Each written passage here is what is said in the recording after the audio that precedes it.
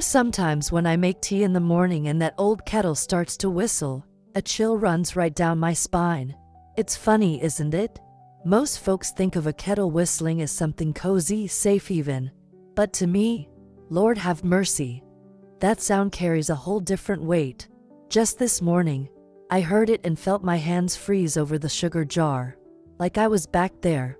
Like I was 38 again, standing barefoot in our tiny kitchen in North Carolina. The tile cold under my toes, the window half open to the sound of cicadas in late summer, and that old yellow curtain my mama stitched swaying with the breeze. Back then I didn't know that night would change everything. I thought I was just making tea for mama, and that we'd sit down together like we always did after supper. I didn't know it'd be the night my world cracked open. I didn't know it'd be the night my daughter would start to learn what it meant to be afraid of her own daddy. And I sure as anything didn't know I'd carry that night with me for the rest of my life. You see, I've kept this story locked up tight in the quiet corners of my heart for many, many years. We women, especially those of us born in the old days, were taught to endure, not to speak. Keep the peace, they'd say. Don't air your dirty laundry. And for the longest time I believed that was love, that suffering in silence was strength, that if I just held on a little longer things might get better. But I was wrong. And sometimes when the house is still and the clock ticks too loud, I sit by the window, cup of lemon balm tea in my hand, and think, maybe I should have told this story sooner. Maybe someone needed to hear it back then, just like someone might need to hear it now. It's not easy talking about what happened.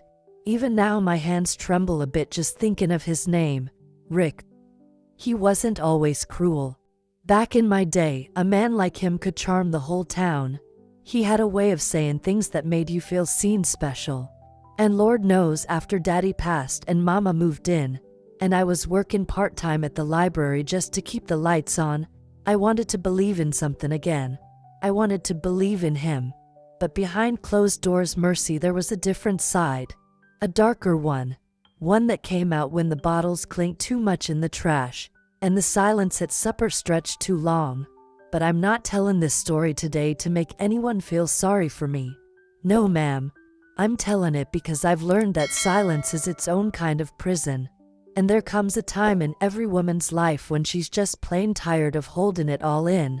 This morning when that kettle whistled and I looked out at the porch swing still creaking in the wind, I realized, there's a story I need to share. Not for me, not even for Rick, God rest his soul, but for my Caroline. For every young girl who ever had to grow up too fast. For every mama who ever had to choose between fear and freedom. So if you've got a minute, or maybe a few, I'd like to take you back with me. To a little house near Greensboro. To a time when we still believed kindness could fix everything. To the night when the whistle of a kettle meant more than just tea. It meant a reckoning. You young folks wouldn't understand what it was like to love someone and fear them all at once, but maybe, just maybe, by the end of this story you will. And I hope it makes you ask yourself one thing. What sound from your past still haunts your present? Back in my day things moved slower. And I don't just mean the traffic, I mean life. People sat on front porches and waved at their neighbors instead of scrolling through their phones. We'd sit for hours just shelling peas or sipping sweet tea, talking about nothing in particular. And yet somehow it felt like everything. I grew up in a little house just outside Greensboro, North Carolina. Big oak trees lined the road, and in spring the air always smelled like honeysuckle and grass just after rain. Mama used to hang laundry in the yard, and I'd help her pin the sheets up, letting them flap like sails in the wind. I swear that smell of fresh cotton in the sun, that's what childhood smells like to me. I was a quiet girl, always had my nose in a book, and more comfortable with dogs than I ever was with boys. I'd sit in the attic sometimes just watching dust dance in the sunlight, imagining I was somewhere else, in Paris maybe, or New York. I had big dreams, Lord knows. I wanted to be a writer once. Thought maybe I'd live in a little apartment above a bookstore, drink coffee all day, and write stories that made people feel less alone. But life has a funny way of folding you into places you never planned to go. I met Rick when I was just 20. He was back from overseas, walking with that air of someone who'd seen more than he'd ever say out loud. He was tall, clean-shaven, always polite, and when he looked at me, it felt like I was the only person in the whole world. "You've got quiet eyes," he said once. "Like you're always listening to things no one else hears." And Lord help me, I fell for that man like a stone in a well. Deep, fast, and with no way back up. Mama was cautious. She always had this way of pousin' when his name came up, stirrin' her tea slow, not sayin' much. But I was young and full of hope, and I believed, I really did, that love could fix anything. That a little patience, a little kindness could smooth over any rough edge. We got married in June. The church bells rang and the whole town came out. I wore a dress Mama helped sew, simple, with lace at the cuffs, and Rick looked at me like I was something precious. For a while we were happy. Or maybe I just told myself we were. I kept busy, got a part-time job at the library, baked pies on Saturdays, kept the house clean, the bills paid. I thought if I did everything right, the world would stay right too. Back then, I believed that good things lasted, that people didn't just change. I believed that a warm meal, a soft voice, a steady hand, that those things mattered. I didn't understand yet how silence can rot a house from the inside out. I didn't understand how a man can kissy sweet and still carry shadows in his pockets. And I sure didn't know that someday I'd look back on that version of me, young, soft-spoken, full of dreams, and want to hold her hand. I'd want to tell her, "Baby girl, you're not wrong for wantin' love. But don't mistake hurt for devotion. Don't confuse quiet for peace." But I didn't know any of that yet. Back then, I was just Maggie Wilson, dreamin' of cities I'd never see, believin' a man's word was all I'd ever need, and thinkin' the world was kind if you were kind right back. That was before. Before the tea kettle. Before the bruises. Before the long silences and slam doors and the way my name started to sound like a warning when it left his mouth. But we're not there yet. We'll get to that. For now, I just want you to see the girl I was, because that's who I lost for a long, long time. I still remember the first time I saw Rick. It was a Wednesday, sometime in late October, crisp air, the kind that smells like firewood and damp leaves, and I was wearin' my best cardigan even though it had a little hole in the sleeve I hadn't gotten around to mendin'. I was helpin' set up a fall bake sale at the church, you know, one of those little things we did every season where everyone brought something sweet and pretended like gossip wasn't on the menu. Mama had made her pecan pie, the one that won second prize at the county fair back in '59, and I was carryin' at him when I heard the sound of boots behind me. Not stompin' loud, more like steady, confident. I turned around and there he was.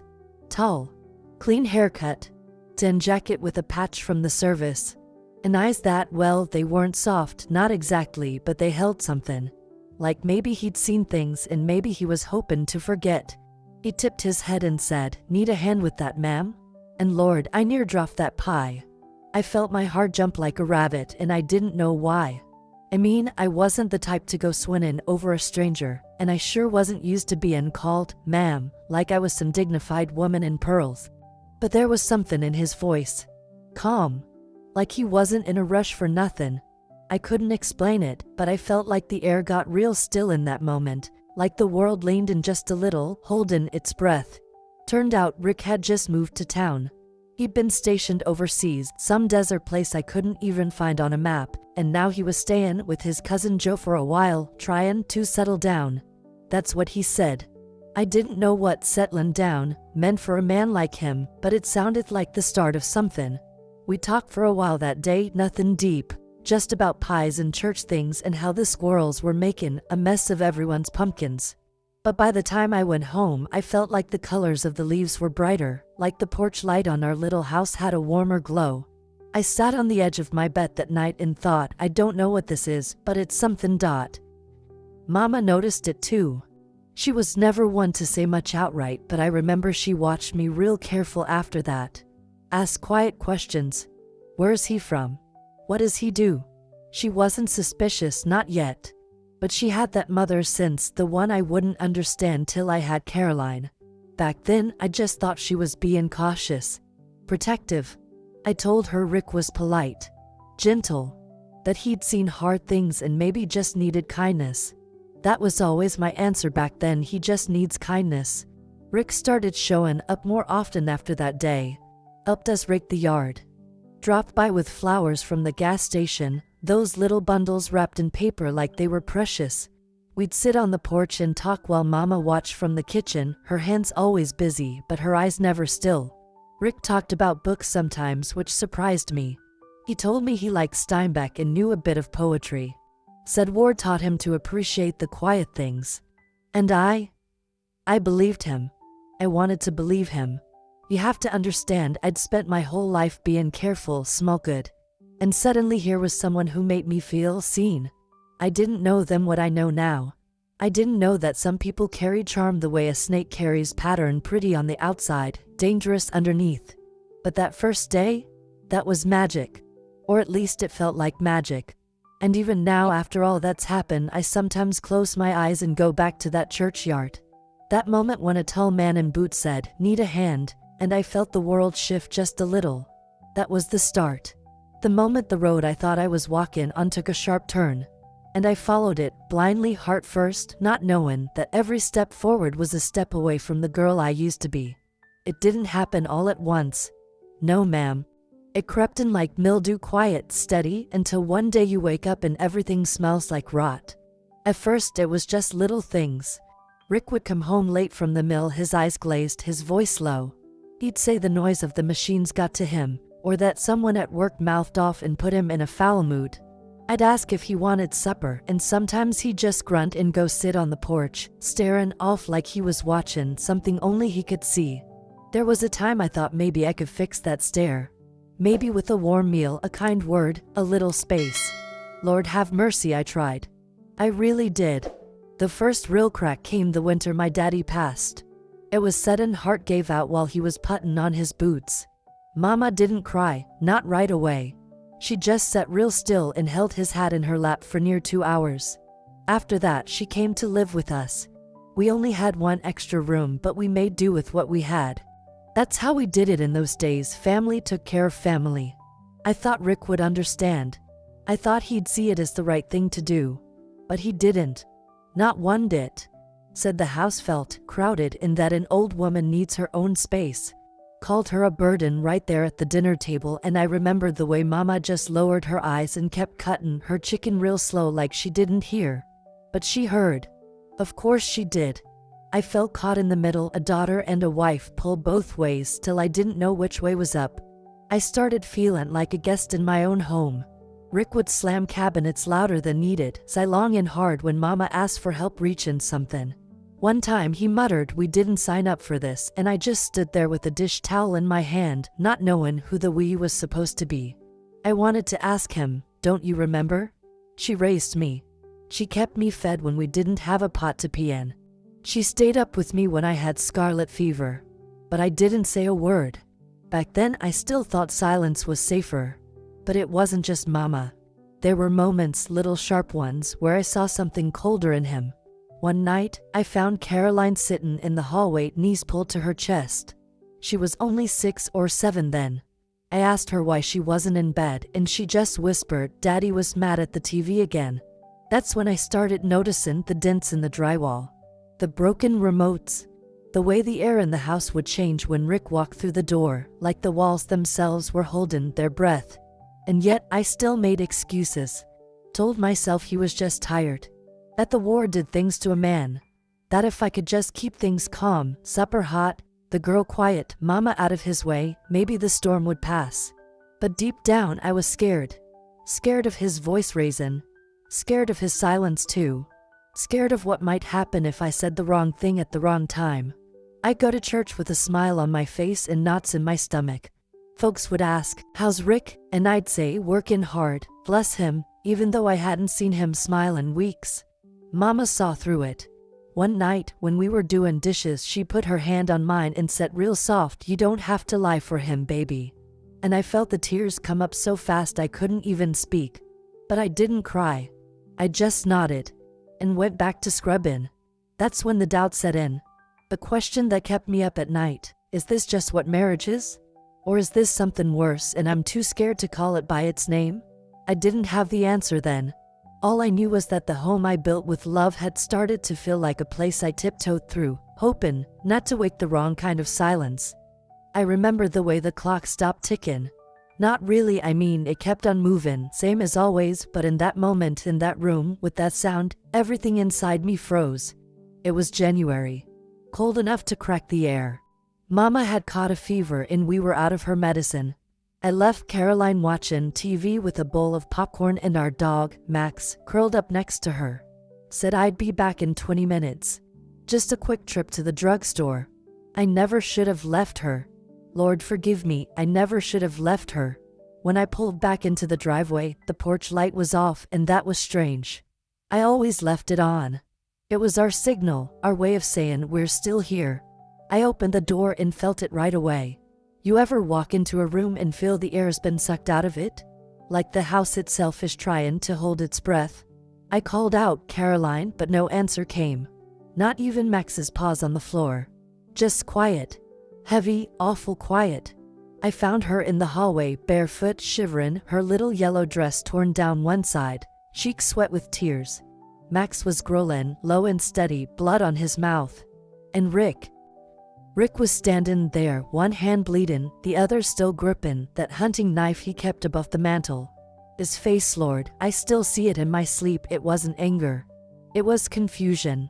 Like he didn't know how he got there. Like the devil himself had slipped into his skin and walked around in it a while. Caroline couldn't speak. She just pointed one shaky finger and I knew. I didn't need words. The knife, the blood, the look in her eyes. Mama's room was still closed, thank God. She didn't see. But I did.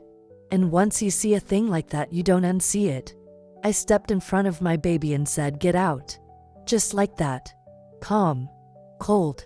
Like my voice didn't belong to me anymore. Rick laughed.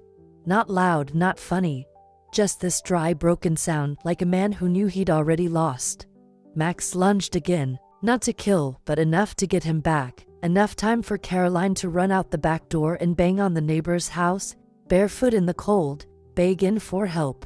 The police came. Lights flashing, voices shouting. Rick sat on the porch steps like nothing happened.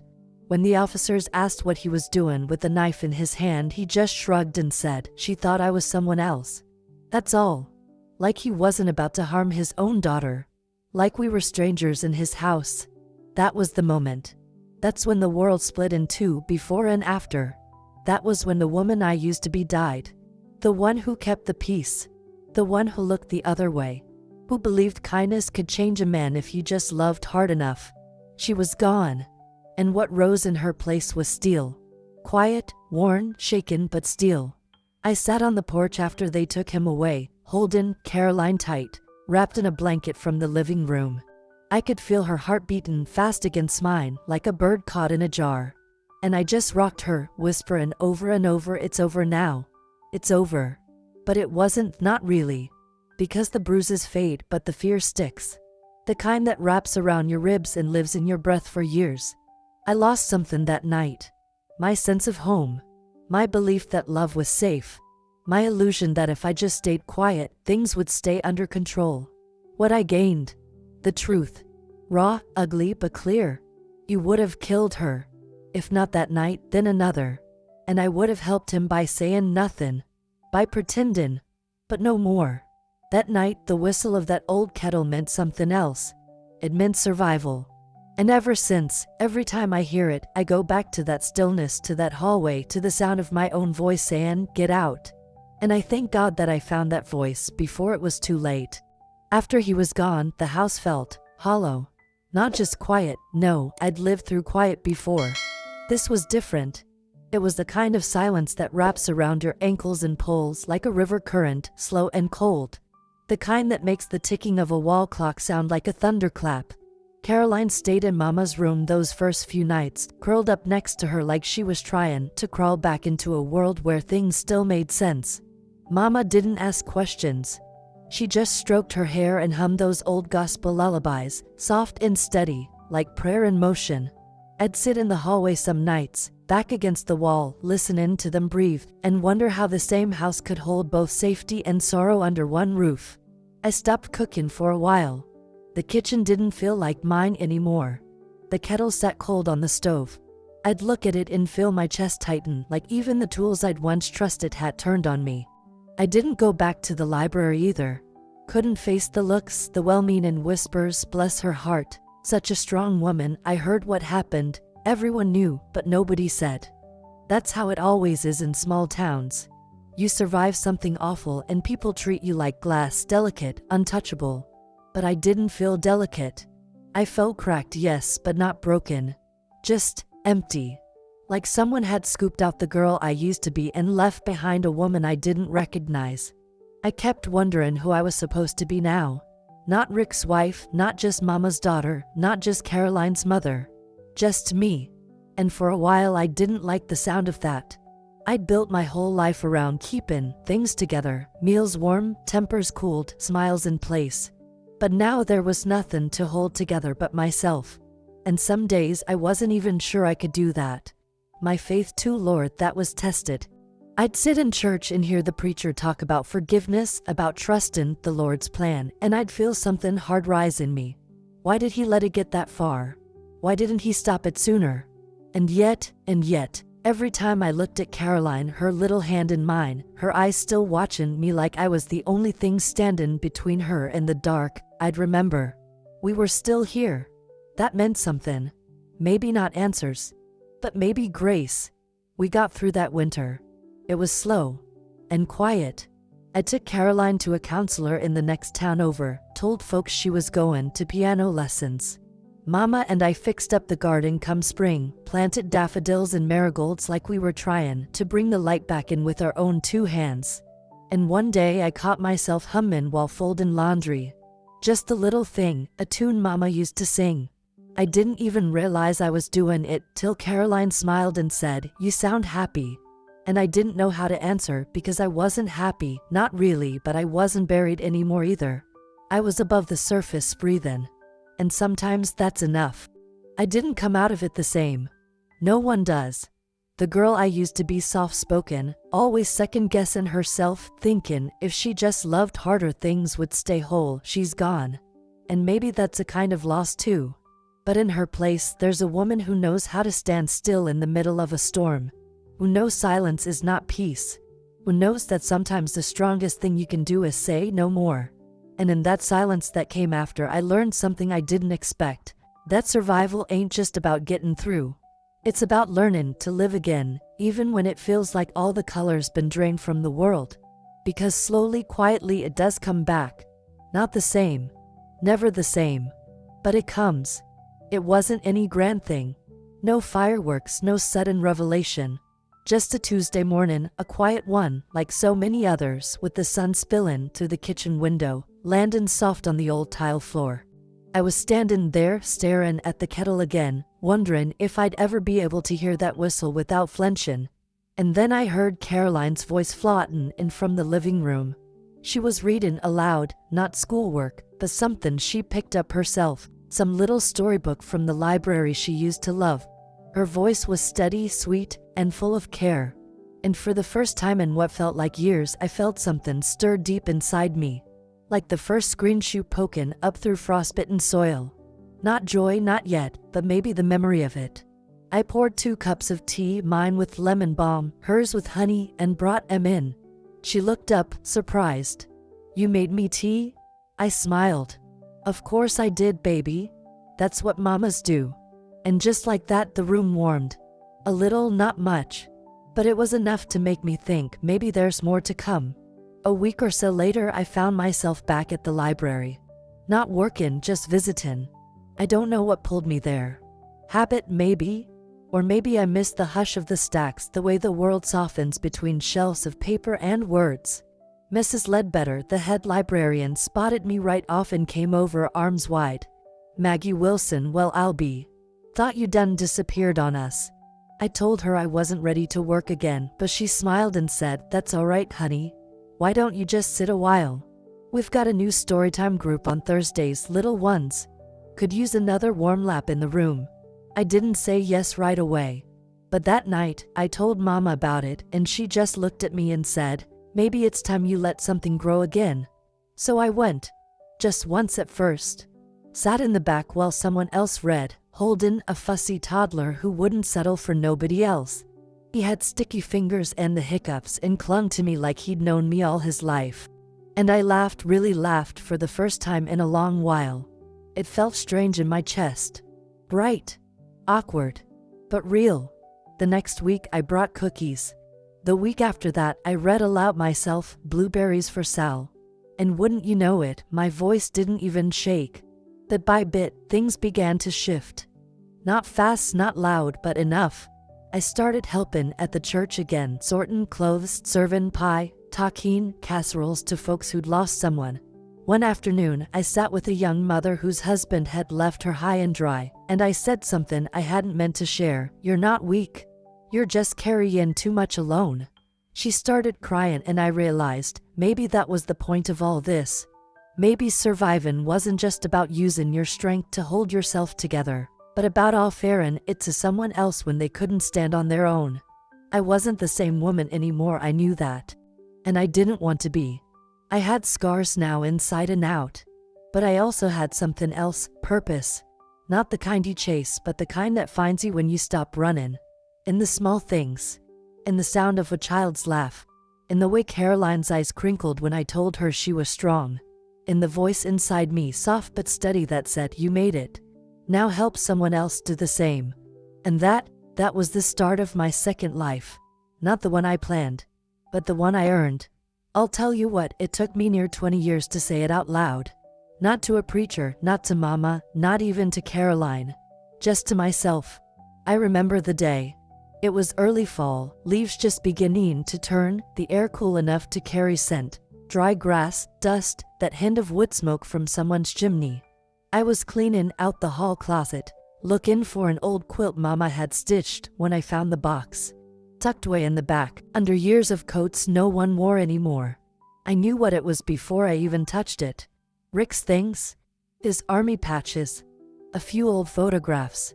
One of him smiling with Caroline on his shoulders. Another, just us on our wedding day.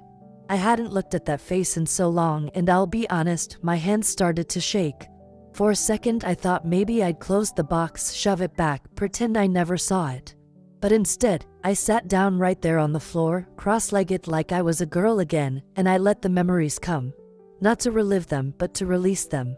One by one. The picture. The knife I'd taken from the mantel that night. A note he wrote once saying he was sorry, too little too late. I held that note a long while. And then I stood up, walked out to the backyard, and I lit the fire pit. It burned slow. The paper curled in on itself like it was shriveling into silence. The photograph blackened, then drifted off into little bits, floating in the wind like ash-wing ghosts. And as I stood there watching it all go, I felt a tear slip down my cheek. Not from grief, not anymore. From gratitude. Not for what happened, Lord, no, but for the strength they gave me to walk away. To stay gone. To rebuild. That day I didn't bury the past. I didn't pretend it didn't matter. But I let it stop owning me. I let it rest. And in its place, I chose something else. I chose peace. You see, for a long time I thought I had to hold on to it all. The pain. The shame. The question, why didn't I leave sooner? But I know now that survival isn't neat. It's messy. It's made of quiet choices of getting up every day when you'd rather stay curled in the dark. It's reading bedtime stories when your own hands still tremble. It's logging at something small and thinking, maybe I'm still human after all. And most of all, it's forgiving yourself for the years you lost. Not forgetting, never that. But saying to the girl you once were, you did the best you could. And I'm proud of you. That fire burned for an hour. I watched it till the last spark died out, then poured water over the coals. When the smoke cleared, there was nothing left but a little heat, a little steam, and a quiet I could finally live with. I walked back inside, washed my hands, and started supper. Same as always. But something in me had shifted. I wasn't just surviving anymore. I was choosing. Choosing joy. Choosing to show up. Choosing to live forward, not with resentment, not with fear, but with eyes wide open. And that's the truth I wish someone had told me back then. You don't have to carry everything forever. You're allowed to put it down. You're allowed to breathe. That night, I kissed Caroline's forehead as she tucked her own little girl into bed. And as I stood there in the doorway, I whispered to myself, we're okay now. And I'm not afraid anymore. You know, I spent a good part of my life waiting for things to calm down, waiting for him to come home in a better mood, waiting for the day it would all make sense. I used to think if I just waited long enough, if I stayed quiet and good and patient, life would reward me. Like pain was a test and love was the prize at the end. But it don't work that way. Life don't hand up medals for suffering. And love, real love, it ain't supposed to hurt like that. It took me nearly a lifetime to figure that out. But now I know, waiting doesn't fix anything. Sometimes it just lets the hurt settle in your bones. And baby, once it's in your bones, it's a long road digging it back out. These days, when I look back, I don't see just pain. I see a woman who tried, who loved with everything she had, who gave second chances and third ones too, not because she was weak, but because she believed in people. I don't hate her for that. In fact, I've learned to love her. I had to. Because the day I stopped blaming myself for what I didn't know back then, that's the day I got free.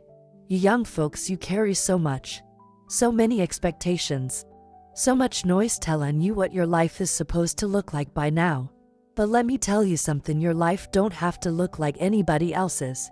And if you're waiting on someone to give you permission to walk away from a place that's breaking your spirit, honey, this is it. This is your permission. You're allowed to want peace. You're allowed to want joy. And you sure as sunrise don't need to stay in the fire just to prove you can take the heat. What I've learned, what I know, is this: you can love someone and still leave. You can forgive someone and still never let them back into your life. You can carry the memory of pain without letting it steer the wheel. And most of all, you can start over at any age. 72, 32, 22, it don't matter. Healing doesn't have a deadline. And strength doesn't always look like standing tall. Sometimes it's just getting out of bed when you'd rather not. Sometimes it's telling your story, even if your voice shakes. I used to think the hardest part was surviving. But no, the hardest part is living after. Waking up in a quiet house and choosing not to hate it. Choosing to fill it with new sounds. Logan singing again, even if your heart's still patchy in places. That's where courage lives. In the trying. So if you're hearing this and there's something you're carrying, a secret, a sorrow, a silence that's weighing you down, maybe it's time. Maybe it's time to stop waiting for someone else to change or apologize or see your worth. Maybe it's time to stop looking back at that closed door like it still owes you something. It doesn't. What's ahead of you, that's where life is. Not perfect, not shiny, but yours. I'll leave you with this: I don't regret surviving. But I do regret waiting so long to speak. If I could whisper in that younger me's ear, I'd say you don't have to earn peace. You deserve it. And maybe it's time you heard that too. Well, here we are. If you stayed with me this far, bless your heart, truly. You've sat with my silence, walked through the dark, and held space for a story I kept folded away for far too long. And maybe you're thinking now, what do I do with all this? What does this old woman's life have to do with mine? But I'll tell you something I've come to believe: stories don't just belong to the folks who lived them. They're bridges, mirrors, sometimes even warnings. And sometimes they're quiet little lanterns hanging on the side of the road, saying, keep going. You're not alone. I don't sit on my porch as much these days. My knees ain't what they used to be. But now and then, especially near dusk, I take my cup of tea and lean on the railing, watch the sun dip low behind the trees, and I let my mind wander. Not to the worst nights, no, but to the small things. Caroline's laughter as a child. Mama humming gospel in the kitchen. The way Max used to nudge my elbow when he wanted his supper. And sometimes I think of Rick. Not the man he became, but the one he might have been. Before the war. Before the drink. Before the weight of whatever it was he carried got too heavy to hold. And I wonder if things had been different, if help had come sooner, if I'd spoken up earlier, would it have changed anything? Would love have been enough? I don't know. I've stopped trying to rewrite chapters that are already printed. But I'll say this, I do believe people are capable of change. I just don't believe you have to stay and suffer while they figure it out. You can love someone and still choose yourself. That was the hardest truth for me to learn. But Lord, it was also the most freeing. And now my story belongs to more than just me. Maybe it belongs to you too. Maybe you're watching this and holding your own box of silence tucked way back in the closet of your heart. Maybe you're telling yourself it's not the right time, or that it's not that bad, or that you're the one who should have done better. Well, let me be the one to tell you, you deserve to be safe. You deserve to be heard. And you sure as sunshine deserve to be loved in a way that don't leave bruises not on your skin and not on your spirit. So let me ask you something and really take a breath before you answer. Do you know what peace feels like in your own bones? Have you stopped long enough to listen to what your heart's been trying to say? Not the one that's scared, but the one that's still hoping? And tell me this, do you believe real love is something that should always come back? Or is it sometimes the bravest thing to let it go? I don't have all the answers. I'm just a woman who's lived a long life, loved hard, fallen quiet, and found her voice again when it mattered most. But if my story lit even the smallest candle in you, even just a flicker, then it was worth telling. And maybe one day, when Caroline's little girl grows up and asks about her granddaddy, I'll tell her the truth. Gently. Fully. And I'll end with this, he couldn't love the way we needed, but we loved each other enough to survive anyway. And sometimes, just sometimes, when the kettle whistles, I still feel that pause in my chest. And I wonder, did he remember? Even once? Did he regret it? I guess I'll never know. But I do know this. You don't have to wait for someone else to set you free. You can open the door your own self. And maybe today's the day you do.